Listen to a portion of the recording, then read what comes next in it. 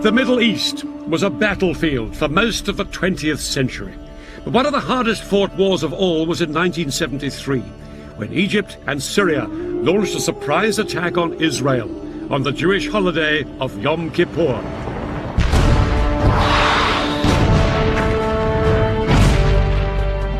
For 3 weeks, the battle swung violently from side to side.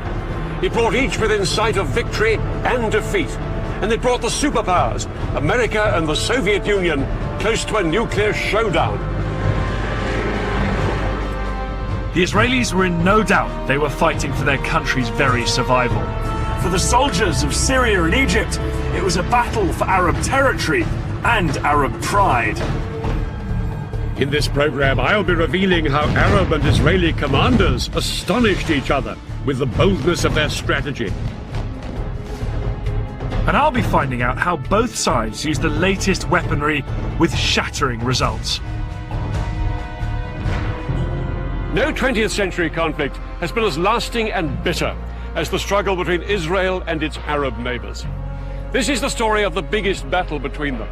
It's still such a sensitive subject in Egypt that they wouldn't let us film there. This is the story of the October War of 1973.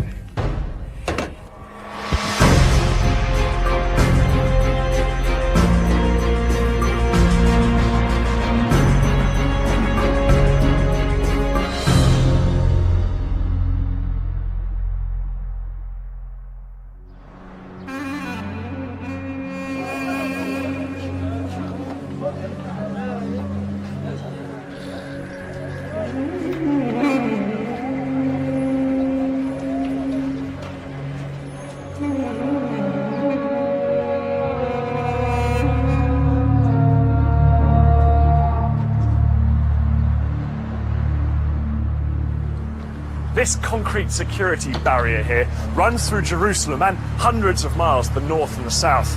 On this side live predominantly Muslim Palestinian Arabs. On this side, the largely Jewish population of Israel.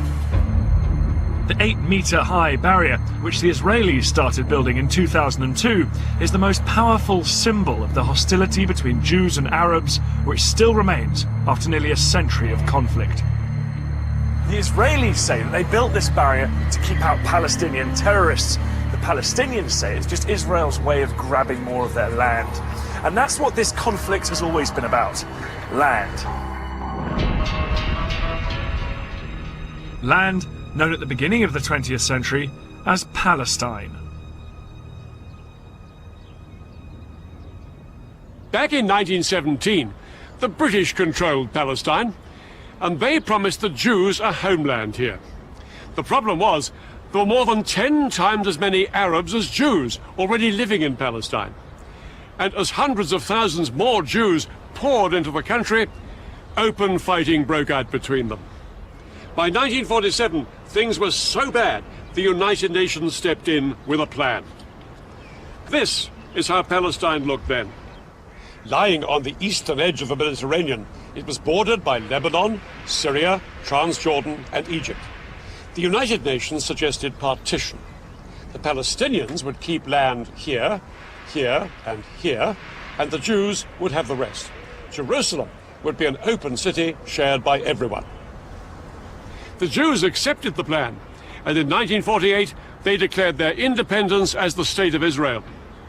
But the Palestinians and the neighboring Arab countries rejected partition. War followed, and the borders changed once more. The Israelis took over Arab lands here in the north and along the Egyptian border, ending up with most of Palestine and most of the key city of Jerusalem.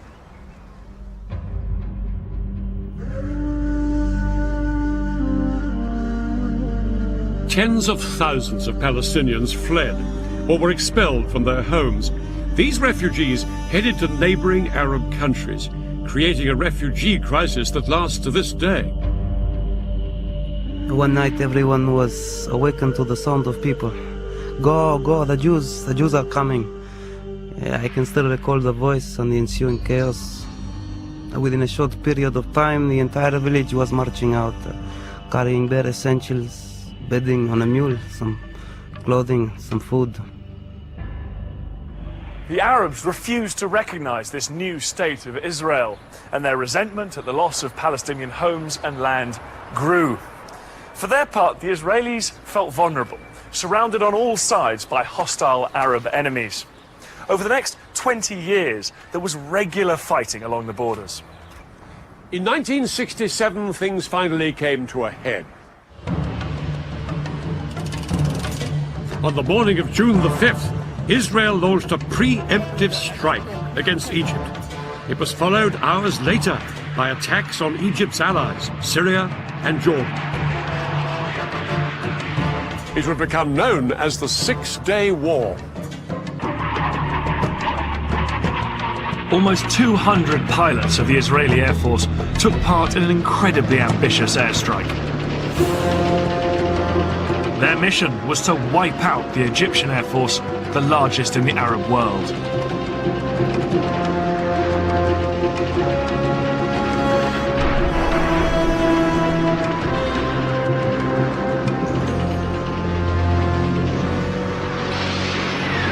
In just under 2 hours, Israeli bombs destroyed almost the entire Egyptian Air Force before it had even got off the ground. Next, Israel launched strikes on the air forces of Jordan and Syria. By the end of the day, Israeli pilots had won total control of the skies. Not very far away, there were some military bases, and they had been attacked early in the morning. There was nothing announced, and we didn't know what was going on. Defeat was unfolding right there.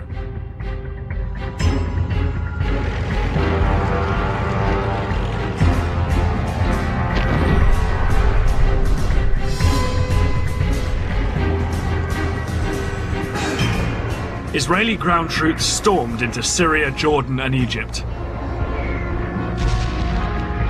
At the same time, other Israeli troops made a bid to capture Arab-held Jerusalem.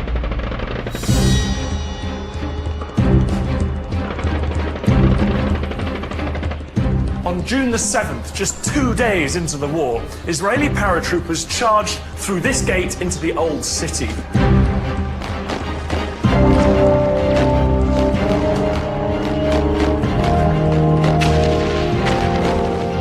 But as they pushed through these narrow streets, they came under fire from Jordanian snipers who'd taken up position in the upper stories of the buildings on either side. The Israelis pushed on. It took them a few hours to clear out these last pockets of resistance, but by early afternoon, the whole of Jerusalem was in Israeli hands. I took out the Israeli flag, which I carried with me the whole time, and waved it. I hung the flag on the fence. My commander, who was the toughest among us, was standing next to me. He burst into tears underneath his steel helmet. Another friend was weeping, a chain of bullets wrapped around his neck. In the days that followed, Israeli troops drove back the soldiers of Jordan, Syria, and Egypt. In 6 days, the Israelis had won the war. The defeated nations counted the cost.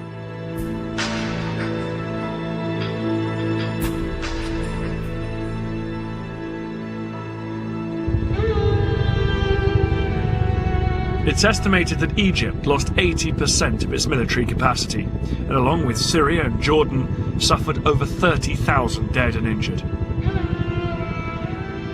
People didn't really know what was going to happen next. I mean, people were scared. The whole country was at a total loss of what to do.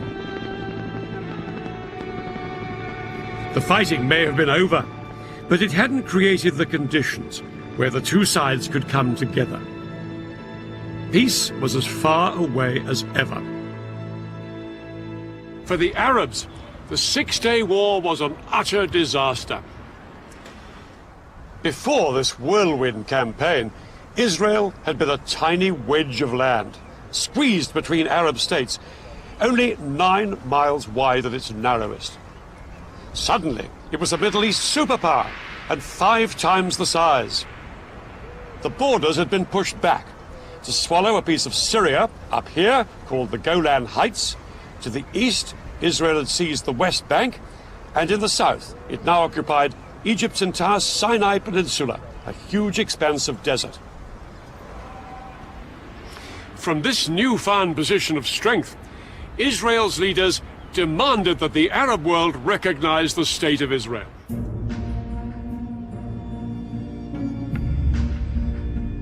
Arab leaders met in Sudan to formulate their response. They were emphatic. They would not recognize Israel and insisted on a total Israeli withdrawal from the territories it had just occupied. Over the next few years, both sides became entrenched, and nowhere was this more visible than along the new border with Egypt. The Suez Canal.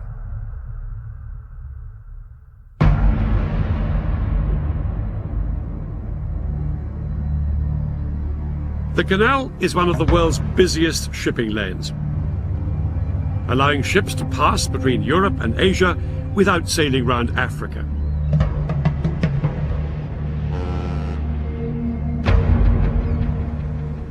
But after the Six-Day War, this international waterway was closed to shipping as sporadic fighting between both sides continued to flare up. The Israelis and the Egyptians now faced each other eyeball to eyeball across the canal. The Egyptians could never accept that this was a permanent frontier. But the Israelis were equally determined.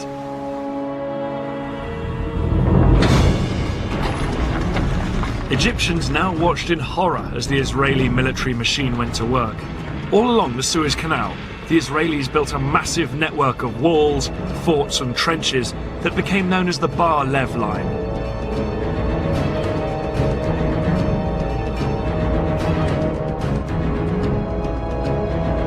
Israel resolved that Egypt would never force its way back into the Sinai. But they weren't just relying on the Bar Lev Line for defense. The Israelis also had a system for rushing troops to the front line.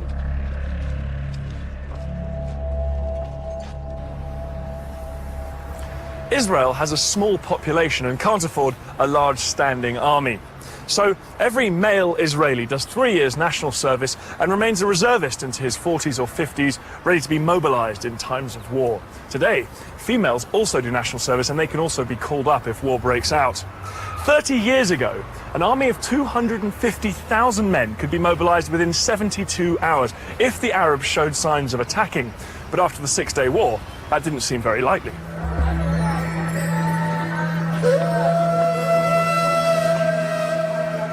The Israelis had practically destroyed Arab air power. Israeli intelligence was now sure the Arabs wouldn't try anything until they'd rebuilt their air forces.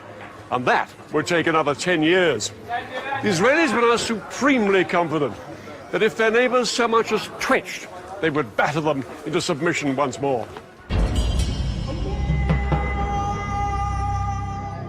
But in Cairo, something had happened that the Israelis hadn't reckoned with. A new Egyptian president with a new sense of purpose, Anwar Sadat.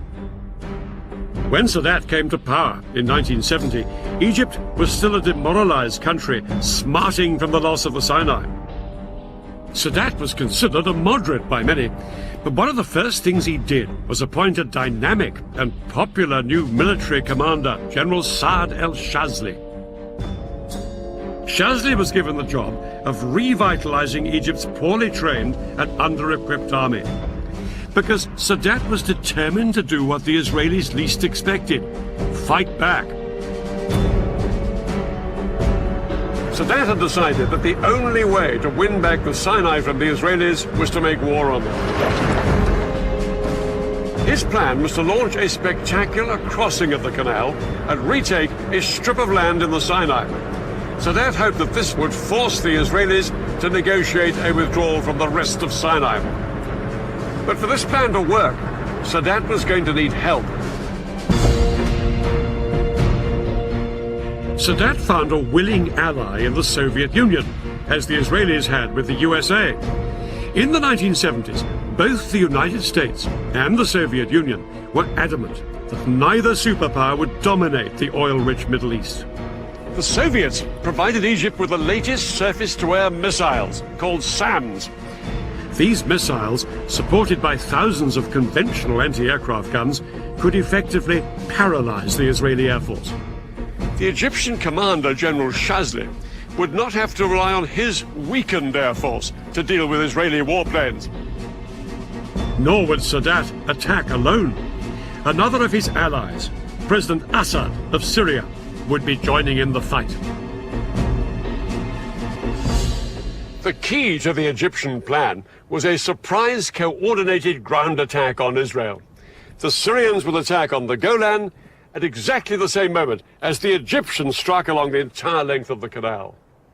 But Shazli knew that no matter how stunned the Israelis might be by this two-pronged offensive, they would soon counterattack with their most lethal weapon, their air force. And that was where the SAM missiles came in. Shazli concentrated his SAMs along the Suez Canal. These missiles could bring down any Israeli planes that came within 15 miles. The SAMs and regular artillery guns would create a protective umbrella, shown here in red, under which Egyptian boats and infantry could cross safely.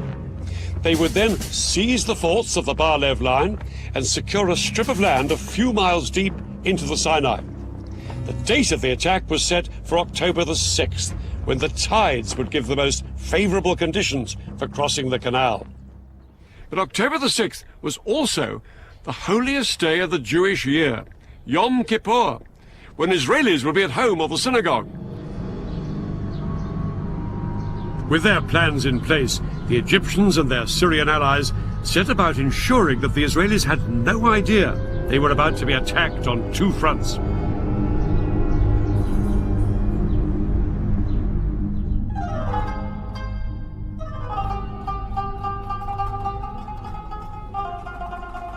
The Egyptians put into effect a complicated deception plan to try and lull Israeli military intelligence into complacency. They had been gradually mobilizing their reserves, but at the beginning of October, they demobilized 20,000 men and sent them home. From what the Israelis could see, it didn't look like the Egyptian army was gearing up for war. As for the Egyptian soldiers based beside the canal, they were told to act as if nothing much was up. They could go swimming and bask in the sun in full view of the Israeli troops in the forts of the Bar-Lev line. Any military activity the Israeli lookouts did spot appeared to be just another regular exercise. By day, they watched as Egyptian troops came close to the canal to carry out maneuvers.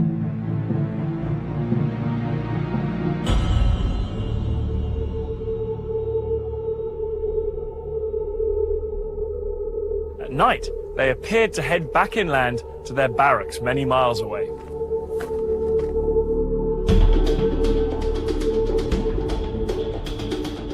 Hundreds of miles to the north, the Syrians on the Golan appeared to be doing the same.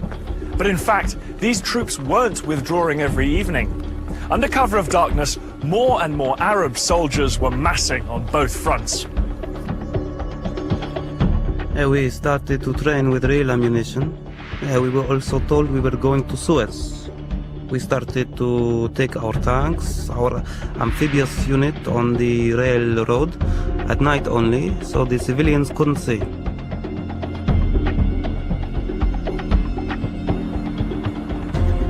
Reports of all this Egyptian activity were given to the heads of Israel's military intelligence. There'd been a number of false alarms in the past, and they were convinced that this was just another one. But they were wrong. At 4:30 a.m. on the 6th of October, the day of Yom Kippur, the phone rang at the home of Israel's military chief, General David Elazar. Elazar had been made Israeli chief of staff after a long military career and a host of victories. The call from Israeli military intelligence informed him that both Egypt and Syria would launch an attack in hours. Elazar's immediate thought was to send his air force to hit the Arabs before they had a chance to strike. But that decision could only be taken in the halls of power by Israel's politicians, and ultimately that meant one person, Israel's Prime Minister, Golda Meir. This 75-year-old was seen as the Iron Lady of Israeli politics, but she said no to airstrikes. She argued that if Israel was to win international support after the Six-Day War, it had to be seen not as the aggressor, but the victim. Eleazar was appalled at his leader's reaction. He was only given permission to mobilize a fraction of the reservists he needed, and yet, within a few hours, his country would face invasion on two fronts. Egypt and Syria were poised to launch their attack.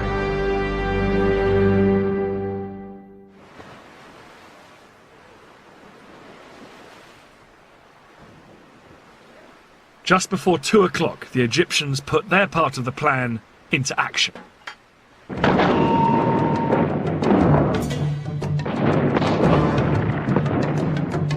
Their assault across the canal on the forts of the Bar-Lev line was such a momentous event in Egyptian history, it was later restaged for the cameras.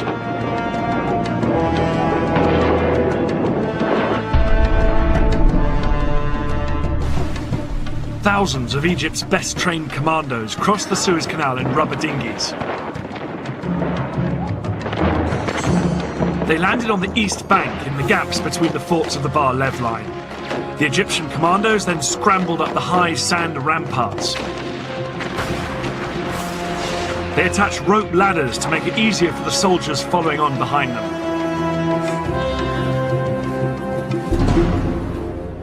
Behind this first wave were 100,000 Egyptian infantry and more than 1,000 tanks waiting to cross the canal, but the biggest obstacle to them were the giant sand ramparts on the Israeli side. These were as much as 60 feet in height. It was impossible for the Egyptian tanks and heavy artillery to climb up and over them. The Egyptians experimented with using dynamite to blow holes in them, but this was found to take far too long. But then one junior engineer officer had a flash of genius. He suggested using high-pressure hoses to blast the ramparts with water from the canal.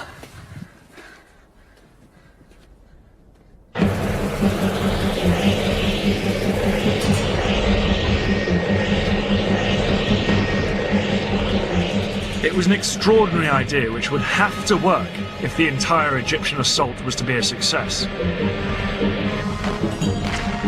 4 hours into the attack, and with fighting raging around them, the Egyptian engineers finally broke through the ramparts, and the first tanks started to pour through.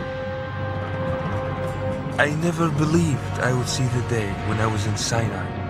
But this was actually Sinai. I looked back at the West Bank and all the green on the other side, and to the east, all I could see is desert. It was good feeling. The eastern bank of the canal now became a battlefield. The Israelis manning the forts sprayed machine gun fire at their Egyptian attackers to try and stem the tide. But within 2 hours, 23,000 of Egypt's infantry were on the east bank, and had advanced up to 1 mile into Sinai.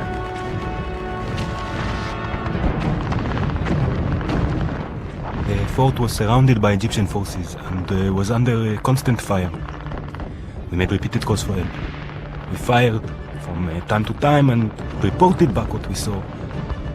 But mainly, we tried to keep up our morale.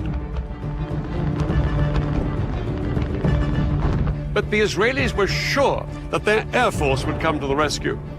The first Israeli jets were sent in at 4 p.m., flying low over the desert. But as they approached the canal, they found themselves under attack from the ground. The Egyptian SAM missiles and anti-aircraft guns caused havoc. As Israeli planes were shot down that afternoon, it soon became clear that Egypt's elaborate air defense umbrella was working.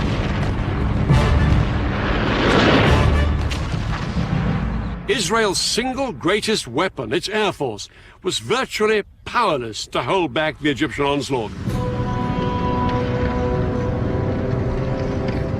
The most immediate hope for the Israelis surrounded in the forts were Israeli tanks stationed just a few miles away.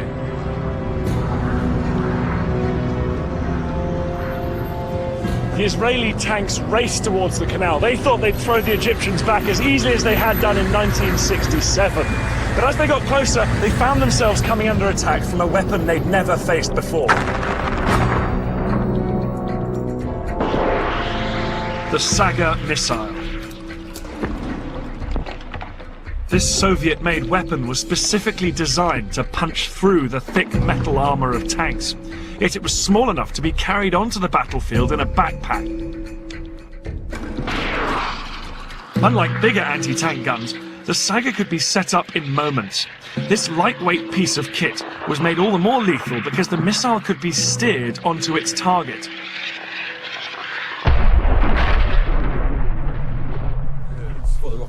Today, Dan and I have come to the Royal Marines Commando Training Centre in Devon. We're going to find out why Egyptian foot soldiers found the new generation of anti-tank weapons so useful. A modern-day equivalent of the Saga is called the Javelin. It costs £75,000 to fire one missile, so I'm being shown the ropes on a simulator. Okay, so as you're looking through the eyepiece now, Dan, hopefully you're seeing exactly the same picture as I'm going to see on the computer screen. Yeah. Rather than firing off a real missile, the Javelin trainer uses a laser system. If I hit the target, it will show up on the control panel. Good scan. Oh, there's one up there on that ridge line. Okay, so well pinged, well spotted that one. Here's another one. He's coming straight towards me, this one. Okay, so I'll make that your priority target because it's a direct threat to you. Okay. Activate the seeker and release. Alright, he's going behind a few little hillocks and things, but... Okay, now we're in seeker field of view. So what you're going to do, you're going to decide to engage that vehicle. So squeeze and hold left-hand trigger. Squeeze and release right. Well done. Let's see how we do. Just watching it now. Just watch it's nice not to do anything. Okay, so that's a good hit. Right smack centre of the top of the turret. I was ready to take the simulator out into the field. I'm aiming at a real target. That truck fitted with a laser detector that will register a hit. Well, here we are now in this moving vehicle, making a target for Dan, very like the Israelis moving forward to attack the Egyptians in Sinai. Must have made for the Egyptians. Thank you. For a novice like me, a Javelin is easier to handle than a Saga. When a Saga was fired, it trailed a control wire behind it, and the operator used a joystick which had to keep steering the missile until it reached its target. I think I can see something now. A hit required good training and a steady hand.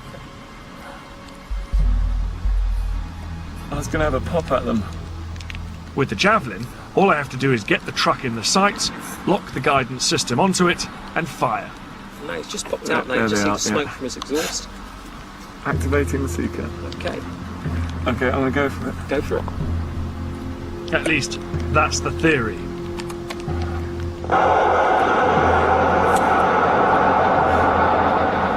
God, it's tricky with that wobble when you just try and get the track gates on the target. Did I miss? Fortunately, that's a no result, which means you've missed.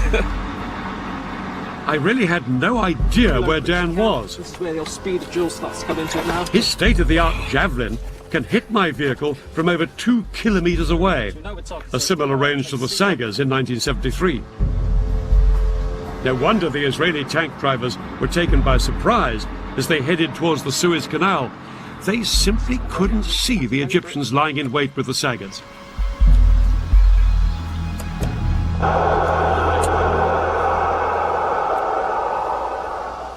Hit. Hit. Well done. Oh, brilliant. Hey, Dad. Okay, tell me you missed us. I'm afraid to say, I got a hit. You didn't? Yeah, see, look there. Hit 700 metres. Good gracious. Yeah, I did miss the first time. You have got the most modern guided missile there, What? probably in the world. No, I know. Because one thing worth saying is that the Sagas were wire-guided missiles. You had to keep the sight on the target all the time the missile was travelling towards it. It had to be fixed there, whereas you just fired it and forgot.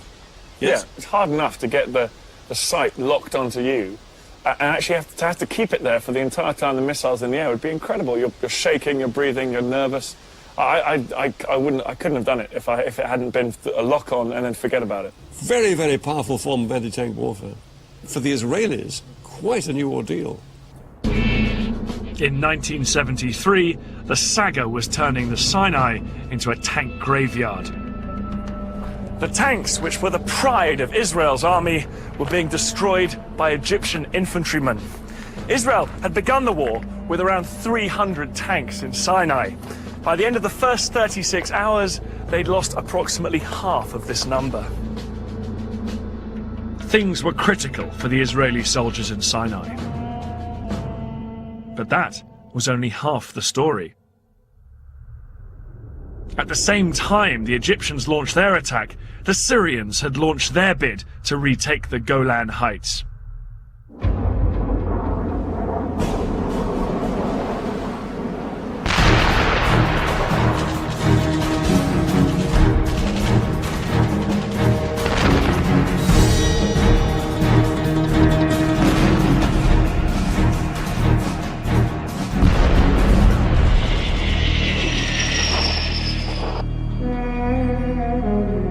The fertile soil of this battlefront couldn't have been in greater contrast to the arid desert of the Sinai. The Golan Heights had been a valuable prize when the Israelis captured them in 1967. These Golan Heights provided Israel with more than just good farmland. They afforded security too. This is the Golan here, once part of Syria, occupied by Israel since 1967. The area is no more than 15 miles wide, and it ends with a steep slope down to the River Jordan. To Israelis, the Golan was a vital buffer between their heartland and Syria. Despite this, only 170 Israeli tanks and 400 soldiers were stationed in the front line on the Golan. Most of the Israeli forces were here in the north, because Israeli commanders felt this was the most likely place for any Syrian assault. But when the Syrians made their move, their 1,200 tanks and 60,000 men attacked all the way along the line.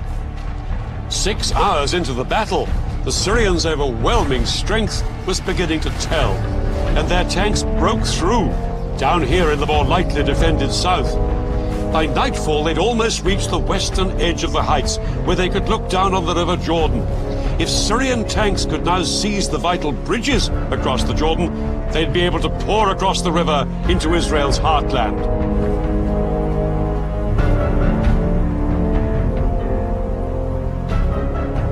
For Israeli soldiers in bunkers along the front line of the Golan Heights, the first day of the war had been a disaster. Their strong defensive positions had done little to halt the Syrian advance.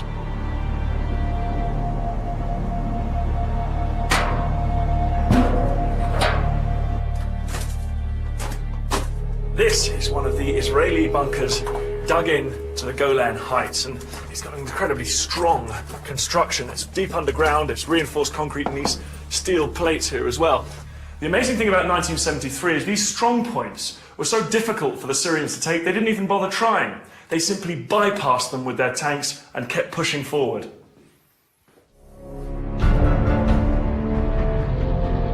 By the end of the day, the Syrians had taken almost the entire southern half of the Golan Heights.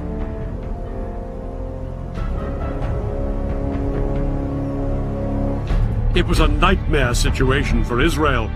It had been caught unawares, with far too few troops on both front lines. All Elazar, the Israeli chief of staff, could do was to mobilize every single reservist in the country.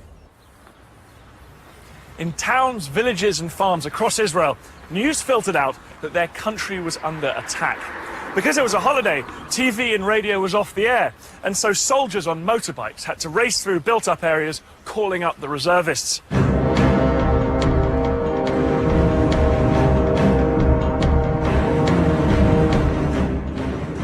was in my kibbutz on Yom Kippur when I heard the planes taking off from the Air Force base in the area. I drove with another member of my kibbutz, who was also a company commander, to our assembly point. On the way, we said that whatever was happening, we'll probably be back home in a day or two.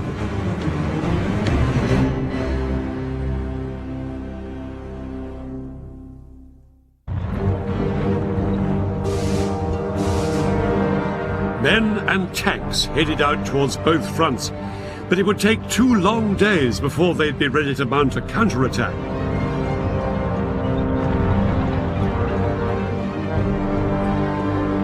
Then, on October the 8th, David Elazar announced to the world that his army had finally gone on the attack.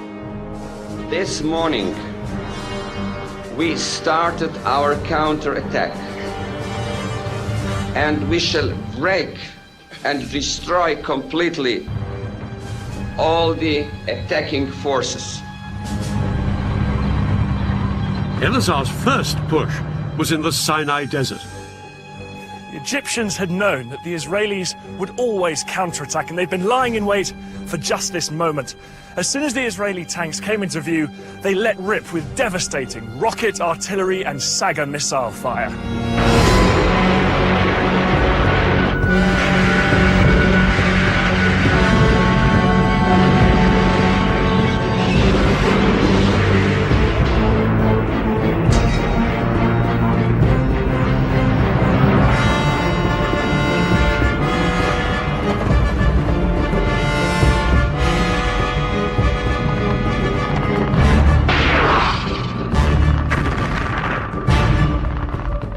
The Israelis suffered heavy casualties all day.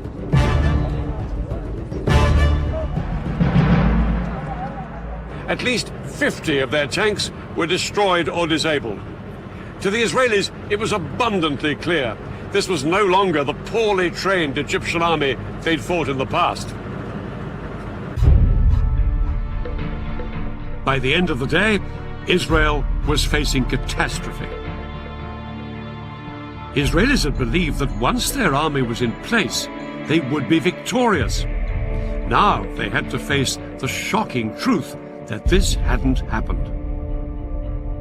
Prime Minister Meir sent an urgent request to the Americans, begging them to resupply the country. Under attack on 2 fronts, Israelis felt their country was about to be squeezed out of existence. It would need a bold change of strategy to save the day. The simple truth was that Israel did not have the strength to fight this war on 2 fronts at the same time. Elazar had to concentrate his strength on one front before he tried to roll back his enemy on the other. In the Sinai, the Egyptians were separated from Israel by hundreds of miles of desert.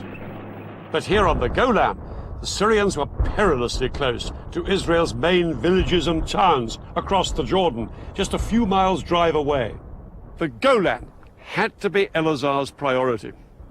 So he ordered the army and the air force to put everything they had into throwing the Syrians back. Some tank units would attack halfway along the Golan to relieve the pressure on Nafah, the Israeli HQ on the heights. Other Israeli tanks had already been ordered to go up onto the southern Golan, where the Syrians were closest to Israel's heartland. Their commander had been told bluntly, "You are Israel's last hope." But one thing in their favor was that the Syrians had made an extraordinary decision to halt up on the high ground rather than press on towards the River Jordan. It gave the Israelis vital breathing room to cross the river and move up towards the Golan.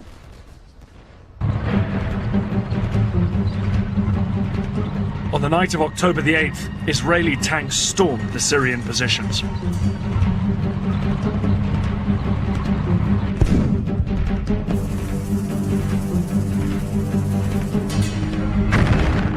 The fighting raged around the clock. The Soviets had given the Syrians their latest infrared night fighting equipment. The Israelis had nothing of the kind. And that meant during the hours of darkness, the Syrians could identify the Israeli tanks and cause horrific casualties. I scanned the area with my scope and picked up a pair of infrared lights coming directly at me. I took another look.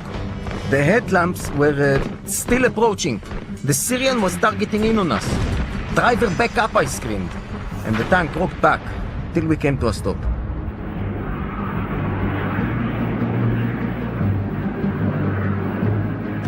But as day broke, the Israeli ground troops got some much-needed relief from their air force.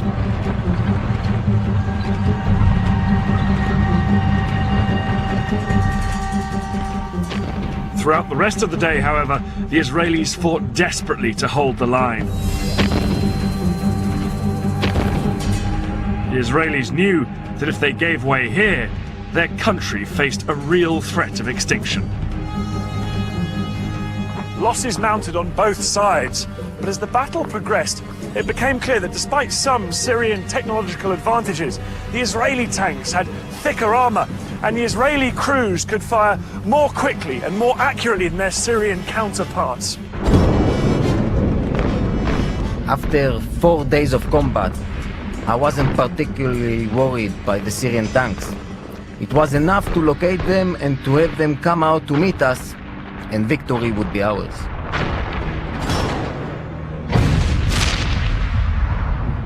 By the 10th of October, 4 days into the war, there was an astonishing turnaround. The Syrians were in full flight from here on the Golan. Israel's tanks chased them into Syria itself, and soon the Israelis were within shelling distance of the Syrian capital Damascus, just 30 miles off that way. Syrian President Assad sent a message to President Sadat, urging the Egyptian leaders to do something to relieve the pressure on Syria. And now Sadat made a momentous decision. Down on the Suez Canal, Sadat ordered his men to thrust way beyond the strong defense line they'd established on the east bank of the canal. Their objective? Strategic passes through these mountains. But to get there, they'd have to leave the safety of their SAM missile umbrella way behind them. It was a high-risk strategy, and Shazli was appalled by the decision. But Sadat was immovable. What followed would be one of the biggest tank battles in history.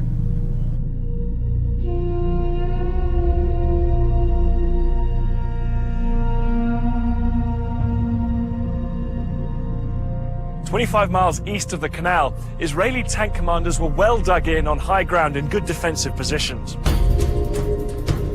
Across the open desert, they could see the sand being kicked up by hundreds of advancing Egyptian tanks.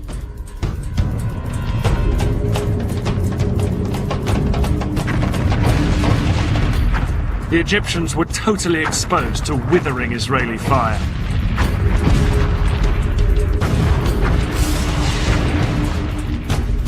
But over the following hours, the Egyptian tank brigades repeatedly tried to push further east into the Sinai. As the Egyptians moved out beyond the protective cover of their SAMs, Israeli aircraft rained down bombs on the exposed Egyptian tanks.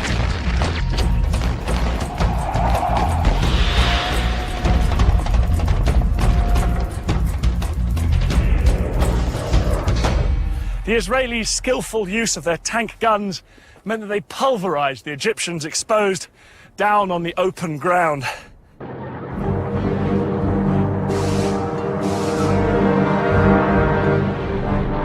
The Israelis knocked out an estimated 260 Egyptian tanks. They lost only 20 of their own. Yeah, we fought hard. It was a successful tackle. And what made it possible was the fighting spirit of our soldiers. This battle was a turning point in the war. Now the war started to swing in Israel's favor. By October the 15th, the Americans had responded to Prime Minister Meir's request for resupplies. For days, American planes arrived in Israel with huge numbers of tanks, shells, and new planes. Israel was in a much stronger position. Elazar and his commanders were determined to force the Egyptians back across the canal. They now planned an exceedingly ambitious and risky operation, and a man who would play a key part in it was General Ariel Sharon. Sharon would later become Israel's prime minister, but in 73 he was one of the country's most dynamic generals and immensely charismatic. He just left the army that summer, but when war broke out, he was recalled. His detailed knowledge of the Sinai, where he'd fought during the Six-Day War, would prove invaluable in framing Israel's audacious new plan. The Egyptians on the east bank of the canal were split into two armies, one in the north and one in the south. 100,000 men and about 1,000 tanks, well dug in and well defended by minefields. They looked impregnable, but one of Sharon's patrols had discovered a narrow gap, just 1 mile wide, between the two armies at this spot, where the Suez Canal joined a large salt lake. Sharon was ordered to push through here with his tanks, widen the gap, and secure a corridor through to the canal. The Israelis would bridge the canal, and hundreds of tanks would then pour across it and fan out north and south to cut off the Egyptians from behind. The Egyptians' positions on the eastern canal bank would then be untenable. For the Israelis, the whole operation would be fraught with danger. The biggest threat was an Egyptian stronghold here, called Chinese Farm. It was just north of the planned Israeli corridor. Sharon had to neutralize the Egyptians at Chinese Farm if the Israeli plan was to succeed. But what the Israelis didn't know was just how big the Egyptian presence was at Chinese Farm. Large numbers of Egyptian tanks and infantry were gathered there. Unaware of how outnumbered they were, at dusk on October the 15th, the Israeli assault force moved in. Sharon's tank crews approached Chinese Farm to make their surprise attack. They moved in from 3 different directions, but the Egyptian position was a lot stronger than the Israelis had expected. A ferocious night battle erupted between the Israelis and the Egyptians. Both sides now faced the same problem. The fighting was at such close quarters that it was difficult to tell who was friend and who was foe. At one point, when my tank had stopped, an Egyptian soldier climbed onto it and asked me in Arabic for a cigarette. He thought we were Egyptians. I bent down and pulled the pin on a grenade and tossed it at him. All night, the Egyptians put up a stiff defense. They disabled Israeli tanks and killed and wounded enemy soldiers. The Israelis realized they faced a tough fight to secure the vital road to the canal. The Egyptians were spread out like a horseshoe. They could shoot at us from 3 sides. It was a carpet of fire, the bullets were everywhere. I thought from here, we are not going to get out alive. This is our death place. Sharon decided to cross the canal before waiting for the Battle of Chinese Farm to be won. At midnight, he sent 750 paratroopers to sneak across and establish the vital toehold on the west bank. His men had been totally unopposed. But to turn this into a major breakthrough, the Israelis would need to get thousands more men and tanks across the canal. In fact, the Israelis had built a mobile bridge a year before the war for just this purpose. The bridge was 180 meters long, weighed 400 tons, and took 3 days to put together. Once assembled, it was towed on metal rollers through the desert by 12 tanks along the only road down to the canal. But there was a problem. Because of the fighting still raging at Chinese Farm, the road to the canal was blocked by a huge traffic jam. By daybreak, the bridge had only traveled 2 miles. There were another 13 to go. Sharon needed to get tanks across the canal to reinforce his troops who'd crossed earlier. Without the bridge in place, he had to float 50 tanks across on inflatable rafts. The sudden appearance of Israeli tanks on the west bank of the canal was a huge surprise for the Egyptians. Soldiers manning the SAM batteries reported that groups of several tanks would show up in the distance, open fire at them, and then disappear.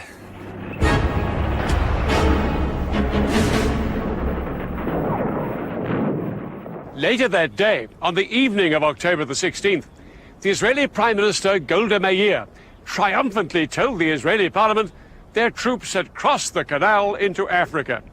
In reality, it would be another 2 days before the Israelis secured the corridor to the canal. It wasn't until October the 19th that the bridge was finally in place.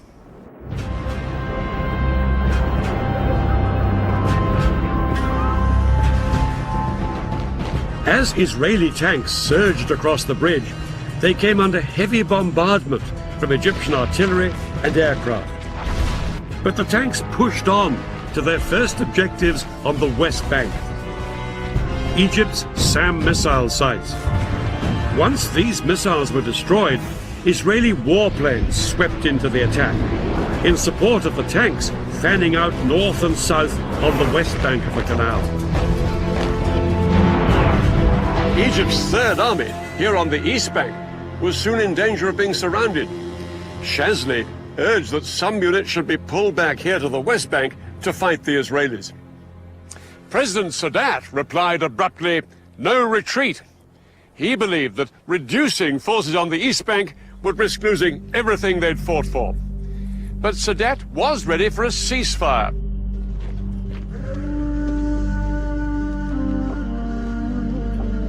It was announced on the 22nd of October. The Israelis agreed to the ceasefire as well, but in reality ignored it and pushed on south to secure more land west of the canal.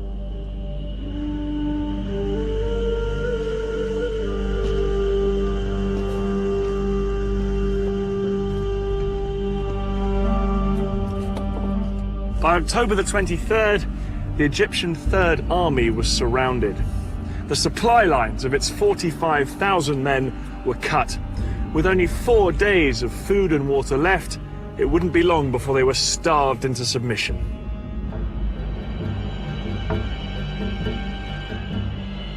Some Egyptian soldiers were so desperate they surrendered. Others hung on. No food come to us, no munitions come to us, no evacuation of any injured, no water, and we didn't need gas because we weren't going anywhere. And just when it seemed to be over, the war took a dramatic turn. It was at this critical moment that Egypt's most powerful ally, the Soviet Union, made one final bid to help the Egyptians. The Soviet president, Leonid Brezhnev, told the Americans unless they agreed to send a joint US-Soviet peacekeeping force to the Middle East, he would send Soviet troops on their own. The Americans were determined that no Soviet troops would enter the Middle East. In a sudden escalation, America put its nuclear forces on alert. US nuclear missiles were readied in their silos, and 2 aircraft carriers with nuclear strike forces were ordered to the eastern Mediterranean. The implied threat of nuclear war forced Brezhnev to make a choice: to escalate or to climb down.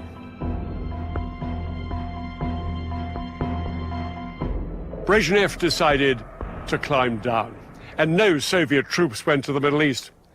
But the flurry of international pressure had made its mark.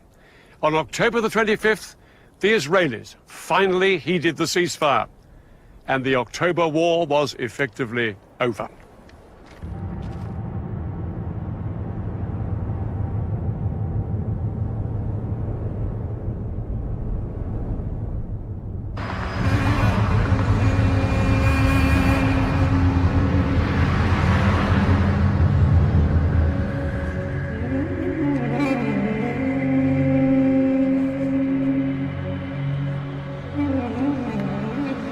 It's hard to say who was the clear victor in this war.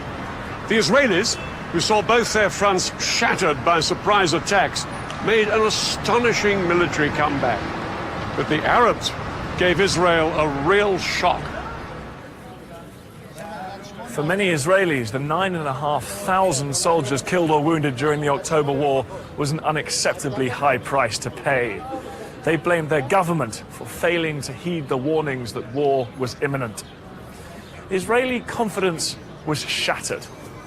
They were no longer the invincible military power that they had thought they were. Despite the fact they'd suffered up to 30,000 casualties, perhaps in the end, the side that gained the most from this war was Egypt. The Egyptian crossing of the canal was seen as a major military achievement that restored Arab pride and gave President Sadat the confidence to make a spectacular bid for peace.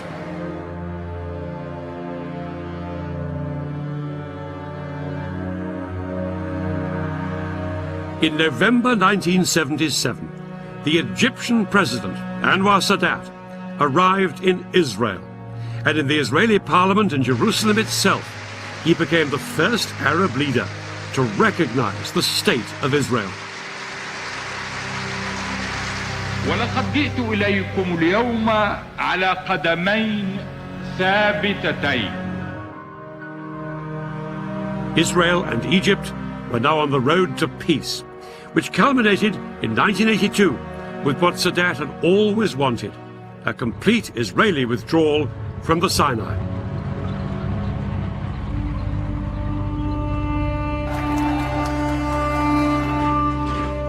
But Sadat never saw it happen.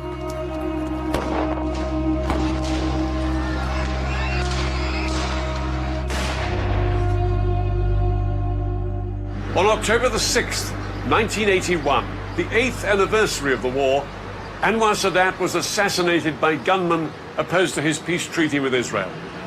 The October War had claimed its last victim. The war didn't sort out the fundamental disputes between the Israelis and the Arabs. In fact, technically, Israel is still in a state of war with Syria. All the treaties and all the talking still haven't brought peace to this part of the Middle East. And this barrier is a powerful reminder that the conflict with the Palestinians over who owns the land remains unresolved to this day.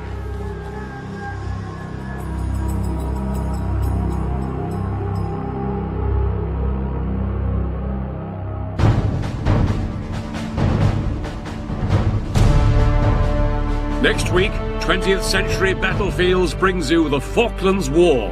In April 1982, Argentina invaded these remote islands and triggered one of the most ambitious military undertakings in British history. I look at how the British fought 8,000 miles from home. And I'll see how the troops tackled this hostile terrain. It was in a way one of the century's most bizarre conflicts. It's the story of the battle for the Falklands.